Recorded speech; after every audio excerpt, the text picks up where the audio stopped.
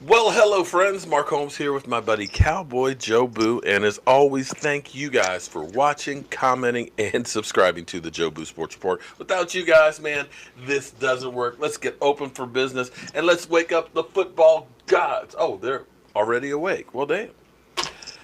Okay, we sit 71 days, 22 hours, 54 minutes, and 20 seconds away from kickoff of the Wait, 2019 UFOs in season. the sky? What's going on? All right. It seems like I pulled a Jerry Jones and I stirred some shit up. Okay? You know, I am sick and tired of all these mother effing talking heads talking about my quarterback. Because he stinks. Yeah, you know what, Philly? You're right. My quarterback stinks, but I believe he's taken it to your quarterback's ass 3 times. Yeah, Three, look, Philly. anybody, Three. Like the same number of Super Bowl rings that the Redskins have. Hey, look, somebody with two good legs can beat a guy with one good leg. Is that not okay? correct? So what are you doing with a guy with just one good leg?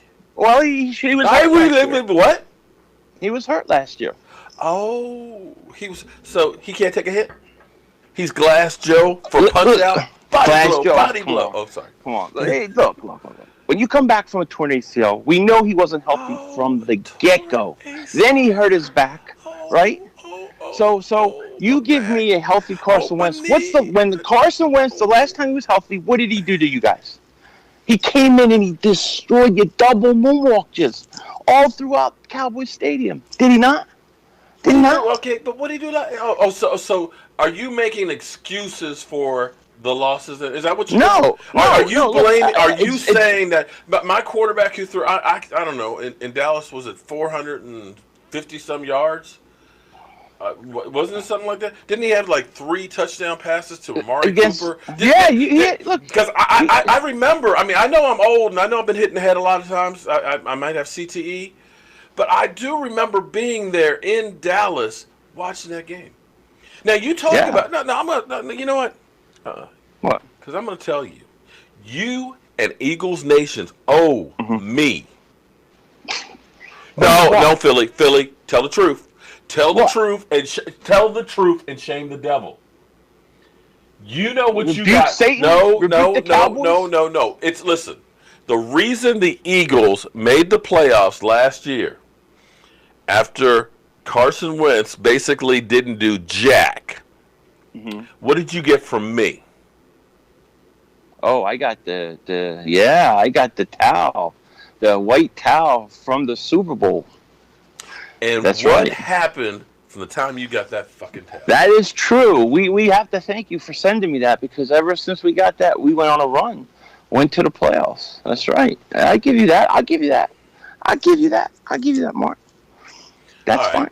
So I've gotten tired of them always talking about Dak Prescott is the only quarterback in the NFL that's ever had an incompletion, a bad game, or an interception. You know, there are other quarterbacks that have had that happen.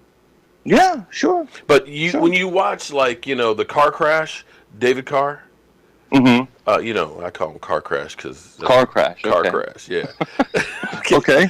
Because you know he's talking. Well, Dak's got to do this and Dak's got to do that, and he's really, dude. I guess you know what not to do because we've seen your career. I think Dak is a great manager of the game. He's a great game manager. Oh, game manager. Oh, yeah. No, you didn't. You know what? You can go. You gonna say bus driver next? Is that what you're gonna say next? No. He's not there yet. He's not a bus driver yet. Oh my God! You know what? I'm gonna have to have a drink here. See, look, I started. Here's the thing. Okay, no. I started talking about your quarterback because Dak Prescott. Go ahead. What's that? I started talking about your quarterback, Carson Wentz. Yes, you did.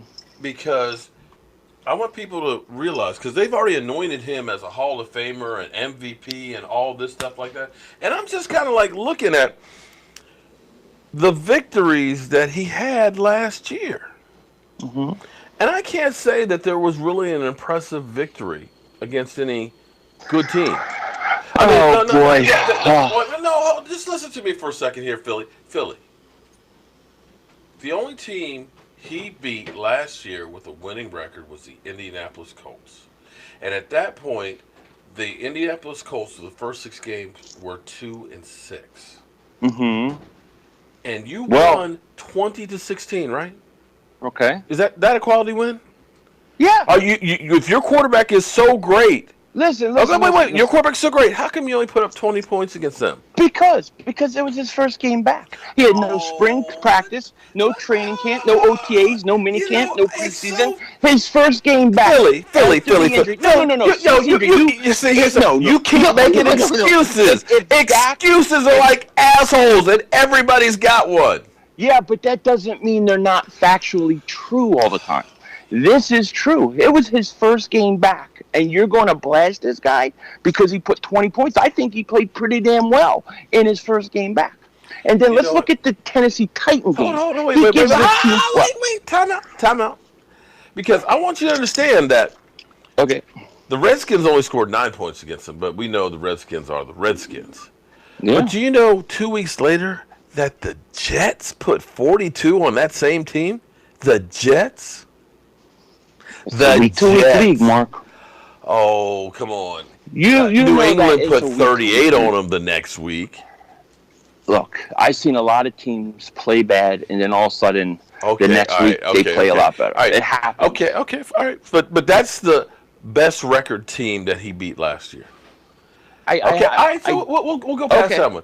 So you got 2 victories against the Giants, but who didn't get 2 victories against the Giants in the division? Yeah, the Giants stink. They always stink. Okay. Jacksonville, yeah, we went to England, where they were 3-1, and we beat them there. So, yeah, that was a good win. Jacksonville, you're talking about, was a good win? Yeah, why not? We went to England. They always win in England, don't they? Aren't they like 3-0 or 3-1 at the time England? I think we put like a 40 burger up on those guys. But okay, all right. Yeah, you played them in Dallas. And wait a minute. Now let me ask you this now with your quarterback, because see, they talk about my quarterback stinking. Okay. Don't you have like one of the best tight ends in football there? The best tight end in football. Yeah. And let me ask you this: what does Dallas have? They don't have a tight end. Jason Witten bring out the wheelchair. So those first couple of games of the season, what did the Cowboys have as wide receiver? Would you think that any of the wide receivers that we had could have started on your team? Nothing. I agree. And I never, ever, you hear me say, in any of my videos, you've never heard me say, Dak Prescott, look at what he did early in the season before Amari Cooper. I haven't done it. I understand that. All right. So back to your original statement here. Okay. You said, which one? You always, every one of your videos, and I love it because the kids knock you the F out and say, fix me something to eat. So, Philly, Philly, fix me something to eat, damn it. I want a ham sandwich, okay? Those kids get hungry, I'm in trouble. Fix me a ham sandwich, and I want some Swiss cheese and mustard on that thing, okay? But, Philly, if the Cowboys stink and Dak Prescott stinks, then how do you explain the Cowboys coming all the way to Philadelphia, grabbing one of them nasty-ass cheesesteaks and kicking your ass? You mean last year? Last year, yeah. Last year. It happened. And look, the NFC East is the NFC East. You know as well as I know that division rivalry games, anything can happen at any point in time. Okay, the Eagles we were banged up. That time of year, that point of year, we were very banged up. Wait. No, Philly. You cannot use the excuse of we were banged up, because when we said that stuff about Tyron Smith, Sean Lee, and losing Zeke Elliott, you got to play with the guys that are there. You can't use that for excuse. Next man up. So I'm not taking away the credit you guys have for going in and winning. What I'm saying is you're asking me the question, what was happening? And I'm telling you the details. Now, I'm not trying to say that in a way that is taking the win from you. You won the game, fair and square. I shaved my head because you beat us twice. I know what it means. That's right. There you go, Joe Boo. But if you're going to ask me why we lost, I'm going to tell you the truth. That was the truth. We were very banged up at that point in the year. We had Lane Johnson playing on a sprained MCL. We had Jason Kelsey hurt. That offensive line was in shambles. That defensive secondary was in shambles. We were hurt. We didn't really get healthy till the end of the year when we went on a run. Wait. Do you realize when we played you guys that second time in Dallas, that Zach Martin, who had been playing on one leg all season, went out early in that game? Yeah. And Connor Williams, who was just coming back from injury, had to play in there? Yeah. And Xavier Salafalo, I believe, had left his eye on the field the week before and was playing with basically one eye. You know, we were banged up too, right? Okay. I didn't say why did you lose a game. No, but I'm just saying we were banged up too, so you know that should kind of nullify. Well, it can and it can't. I mean, it depends. Like we weren't playing good football at that point during the first game. We weren't playing good football, and I'll tell you when the season turned around for the Eagles. It was not when Foles came in. It was when you got the towel. It was the fourth quarter. Yeah, when I got the towel, that's right. But it was already. I think it was already on the way.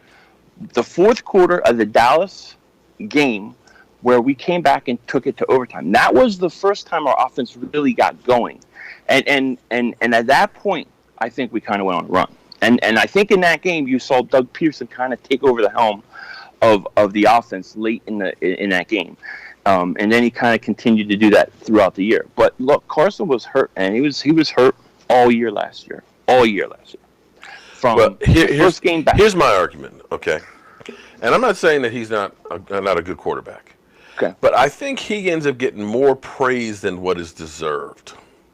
See, it drove me crazy. One actually drove me crazy because Stephen A. Smith truly is a Dallas Cowboy fan, and watching him on First Take with Marcus Spears defending and saying, you know, we had this guy out. And I was like, wait, we? What do you mean we, Stephen A.?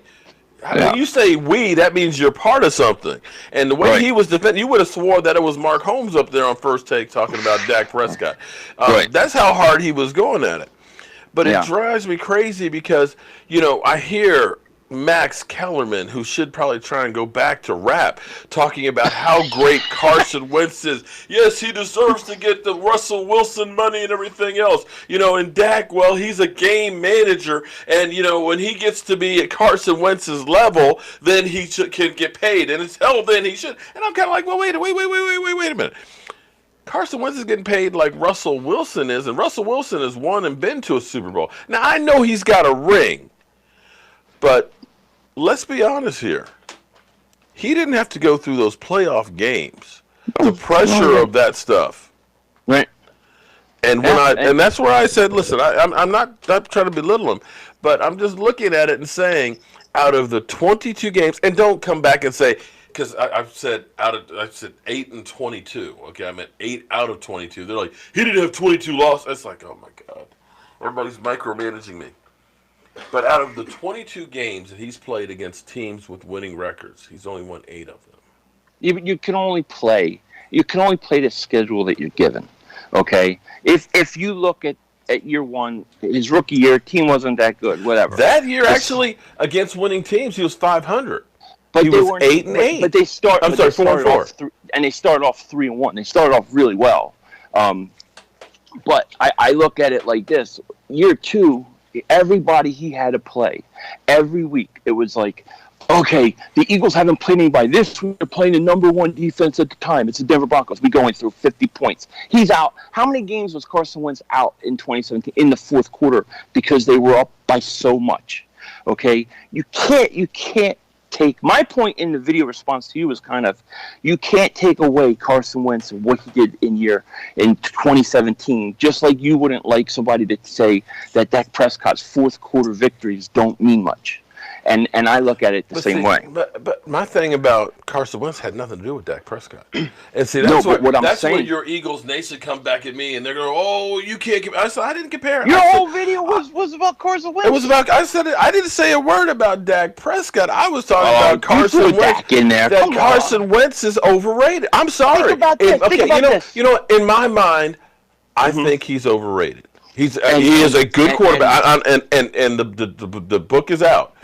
Okay. And I'm not talking about injuries or anything else. He's a good quarterback, but I still say yet I have not seen him have to be in a pressure cooker, win or go home situation yet.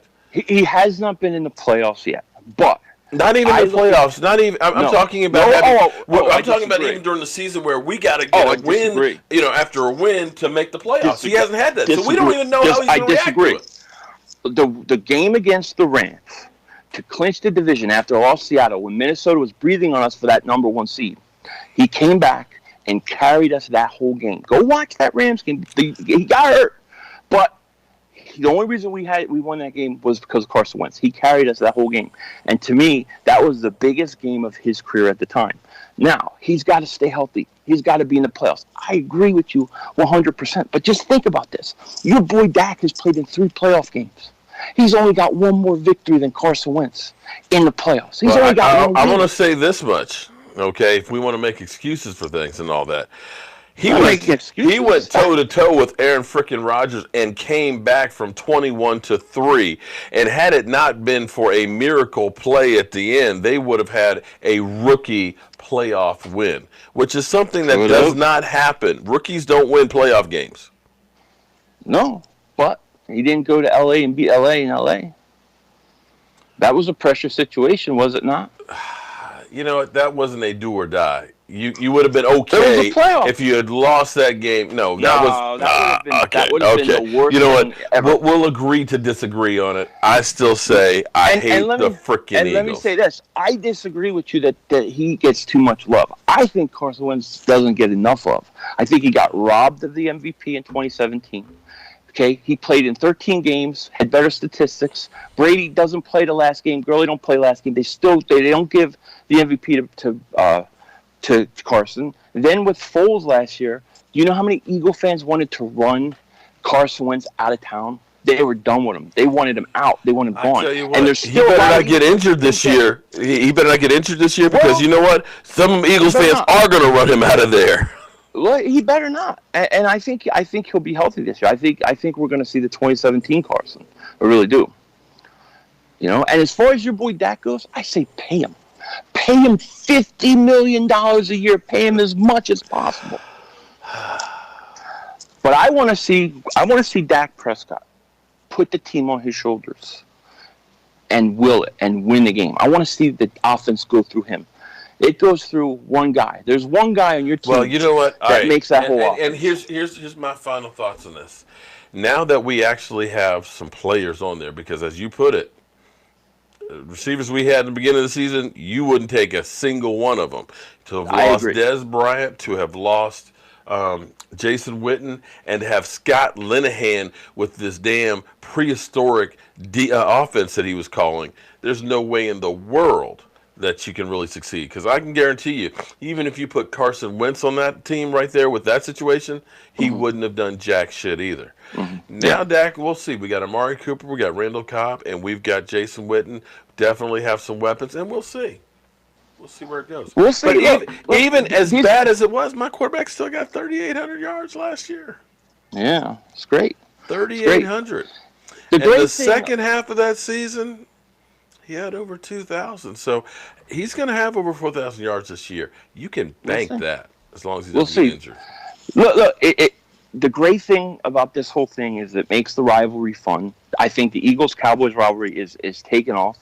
This year is going to show us a lot of things, I think, whether who's right, Carson, Dak. I think this is a year where we're really going to see what's going on because we're going to get a healthy Carson. We're going to get 2 guys at the same point, both healthy going into a season, hopefully. So I think this is going to be a very interesting year. And this argument is not going to stop for a while.